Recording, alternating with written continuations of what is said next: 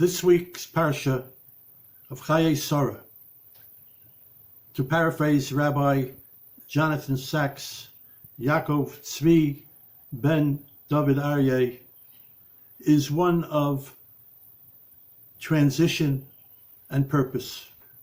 Rabbi Sacks's Yortzeit comes out on the 20th of Cheshvan, which corresponds to the 26th day of October in the year 2021 as counted by the nations.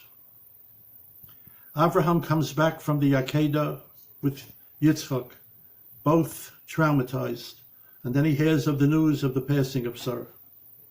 Up until that point, and including that point, his life has been one of disappointment and delayed fulfillments.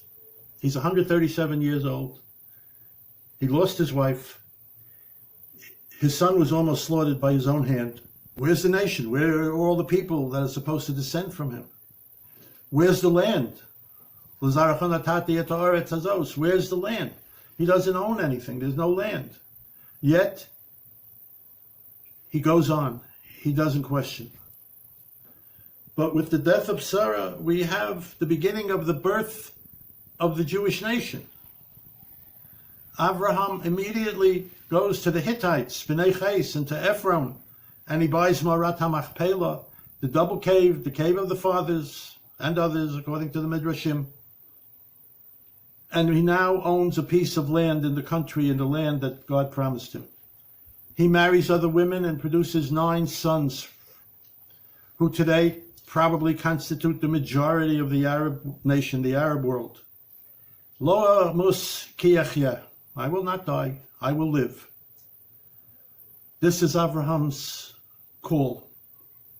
Leaders see the destination of the journey they're taking and leave behind those who will continue that journey. Avraham and Sara will pass, or Sara already has passed. But the continuation of the building of the Jewish nation goes on. That is enough to enter a life with immortality. By doing this, Abraham, the Avot, the Imaot, the patriarchs, the matriarchs, their life continues through us even until the day of Rabbi Sacks. We are all a continuation of this journey. Let us hope that this journey is soon coming to the end it was supposed to be at, which is the coming of Mashiach. We are within the gates. Any moment now, hopefully, we will enter a new phase, a new period, as promised. I would like to add on to this video words of Tanchumim, words of consolation, words, Devarim hayotzim min alev, words that come from the heart, v'nichnasim el alev, and enter the heart, given by His Royal Majesty, the Prince of Wales, Prince Charles, who was a friend of Rabbi Sacks, whom Rabbi Sacks counseled, who attended one another's simchas. Okay? When in the history of the world has there ever been such a halcyonic relationship between a future king, a prince, and a Rav? Greatness and greatness coming together and being recognized by the world. Yehei Zichro Baruch, may his memory serve as an inspiration for all of us in the generations to come. Ladies and gentlemen, as we gather to commemorate the life of Rabbi Lord Sacks, I just wanted to add my own personal tribute. His sudden and unexpected death is an irreplaceable loss to the Jewish community, to this nation, and to the world, but most of all to his family, to whom he was utterly devoted. Our thoughts and prayers are with them at this saddest of times. Through his writings, sermons, and broadcasts, Rabbi Sacks touched the lives of countless people with his unfailing wisdom, with his profound sanity and with a moral conviction, which, in a confused and confusing world, was all too rare. He and I were exact contemporaries, born in the year of the foundation of the State of Israel, and over many years I had come to value his counsel immensely. He was a trusted guide, an inspired teacher, and a true and steadfast friend. I shall miss him more than words can say. With his incomparable store of learning and with his innate sense of the power of the story, he defined the moral challenges and the choices our society faces, speaking with conviction across the boundaries of the sacred and the secular, across the generations, and across all barriers of culture and religion. He taught us how to listen to others and how to learn from them without compromising the convictions of either party. He taught us to value participation in the common life of the nation.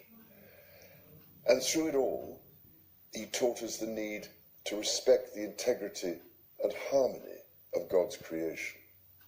In 2013, at the event to mark Rabbi Sacks' retirement as chief rabbi, after 22 distinguished years, I said, deliberately misquoting Isaiah, that he was a light unto this nation, and said I hoped he would keep that light burning for many years to come.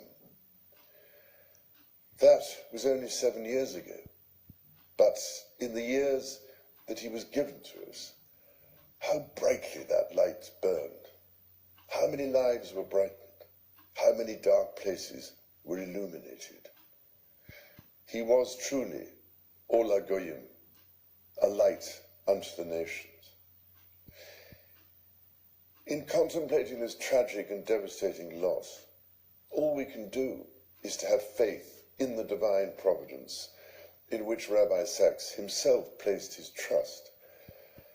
As the psalmist says, our times are in his hands. Though Rabbi Sacks' time with us seemed all too short, his 72 years left the world transformed by his presence. In his sermons, his broadcasts, and his books, he spoke with urgency, rich with learning, rooted in humility, charged with passion. His was unmistakably a voice in the tradition of the greatest teachers among the Jewish people. We mourn his passing, but we thank God that he was given to us for these 72 years, and that in that time he renewed our vision of a society where all are valued, where all share a moral bond and a divine purpose. We honor his memory by committing ourselves to that vision. When his own revered teacher, Rav Nachum Rabinovich, passed away earlier this year, Rabbi Sacks paid tribute and said, teachers give us more than knowledge, they give us life. Having a great teacher is as close as we get to heaven. Those words could rightly be said of Rabbi Sacks. Yehi Zichro Baruch. May his memory be for a blessing.